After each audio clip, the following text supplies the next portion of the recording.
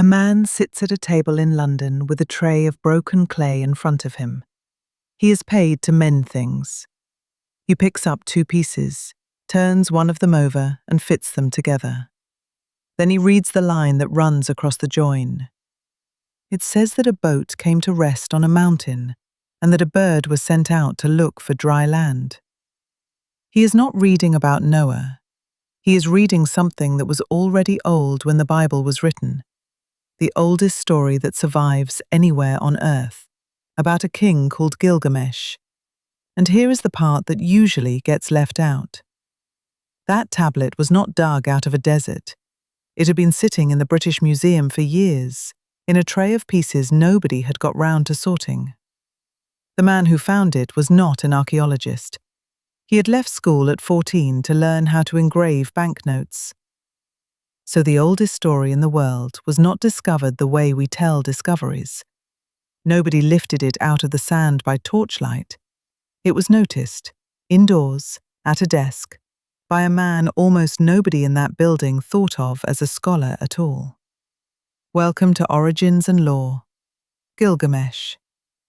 You already know the shape of a discovery story. A mound in the desert. Men with ropes and baskets going down through the brick into a buried palace, and there, on the floor, waiting, the world's first book. It is a wonderful picture, and I do not think a single important part of it is how this happened.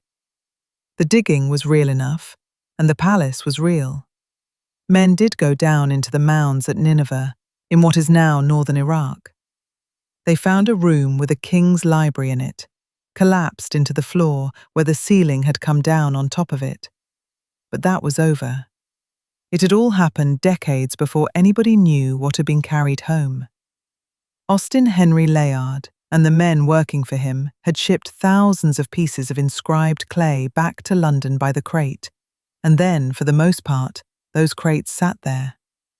There were far more fragments than there were people on Earth who could read them. The wedge writing pressed into wet clay had only recently been worked out at all, and only by a handful of men. So the crates stood in the museum, and inside them, broken into pieces the size of your palm, was a library. Somebody had to go through it by hand, fit the pieces, join what joins, work out what each one is. The man they had doing that was called George Smith. The piece itself is nothing much to look at. A slab of baked clay about the size of a hand, dark brown, packed edge to edge with rows of small wedge-shaped marks, and a corner of it broken clean off. Hold on to that missing corner. Part of the story had gone with it, and nobody on Earth knew how the thing ended. So what did he read that afternoon at the table? The story on the clay runs like this. The gods decide to drown the world, and one man is warned in secret by a god who has taken his side. He is told to pull his own house down and build a boat out of it, and to take the seed of every living thing on board. He builds it. He loads it, his family, the craftsmen, the animals, the silver and the gold. Then he shuts the door behind him. The storm arrives, and it is worse than the gods who ordered it expected. The land goes flat under the water, and the tablet says that a brother could not see his brother through the rain. It says the gods themselves were frightened of the flood they had started. 6 days and nights it blows. On the 7th it stops, the water goes still, and the boat comes to rest on a mountain. The man opens a hatch and looks out at a world with nothing standing in it. And then he does the thing that makes people sit up. He sends out a bird to see whether the water has gone down anywhere. It flies, it finds nowhere to land, and it comes back to him. And at the end of it, the gods give him something nobody else gets. They make him immortal, and they settle him far off at the edge of the world. So the one man who lived through the flood is also the one man who never dies. The man reading that was born in Chelsea to a family with very little. At 14, his schooling stopped, and he was apprenticed to a firm of printers to learn banknote engraving. That trade is worth picturing because it explains a good deal of what follows. A banknote engraver works on a copper plate with a needle, cutting lines finer than a hair, hour after hour without a slip. The whole skill is holding a pattern of tiny marks in your eye and keeping every one of them exact. One of the men who employed him said afterwards that he could have become one of the great engravers of the century. Another said that giving it up was an act of pure folly.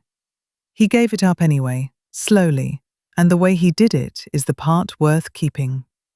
The printing works stood a short walk from the British Museum, and Smith began spending his dinner break there. Not all of it. His obituary says he stole half the time allowed for dinner and went to look at the Assyrian sculptures and the cases of clay. Then he started spending his wages on books. Not novels. The published work of the few men who were trying to read cuneiform, bought a volume at a time out of an apprentice's pay. Nobody had set him this. There was no examination at the end of it, and no post waiting for him.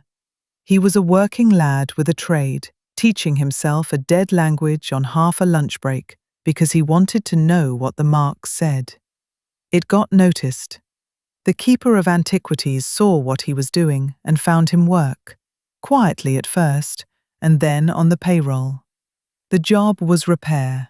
Take the trays of broken tablets, examine the pieces, find the ones that belong to each other and join them. The trays came to him with the edges still sharp, and paste and paper and a magnifying glass sat on his table where another man would have kept his tools. It is the lowest rung of the whole operation, and it turned out to be the best place in the building to be standing, because the man who joins the fragments handles all of them. Every piece goes through his hands, and he has to read each one far enough to know what it is. And in 1872, working through the pieces that had come out of Nineveh, he turned over half a tablet and read the lines about the mountain and the bird. Think about what that is like. You are at a table in a museum in the middle of London. It is a working Tuesday, and in front of you is a tray of things that look like broken flower pot. The room is quiet. Outside the window, there is traffic and coal smoke, and the whole of the 1870s getting on with itself. And you are the only person alive who knows what the piece in your hand says. Not the only person in the room, not the only person in the building, the only person alive. He announced it that December to a society of people who studied biblical archaeology. It should have been a small room and a short paper. It was not. The Prime Minister came. William Gladstone sat in the audience under the gas globes and listened to a museum repairer read a translation out loud. Think about what he was putting in front of them: a flood, a boat, a mountain and a bird, written down in Mesopotamia before the Hebrew Bible existed. He did not say the Bible was false, and he did not say it that evening either, but he had set a much older version of its most famous story on the table, in a room full of people to whom that mattered enormously. The papers had it the next morning, and then a newspaper did something I still find remarkable. The tablet was incomplete. Part of the flood account was broken clean away. Barely half the writing it once carried was still there, and everyone in that room could see the gap. So the paper bought the ending. The Daily Telegraph, through its editor Edwin Arnold, offered 1,000 guineas to send Smith back to Nineveh to look for the rest of it. There was one condition: the paper got the story first. He sailed in the January and reached the mound in the spring.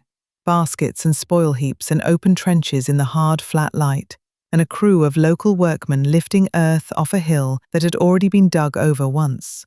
And within days of putting men into the ground, he came up holding a fragment of the missing flood text. Sit with that a moment.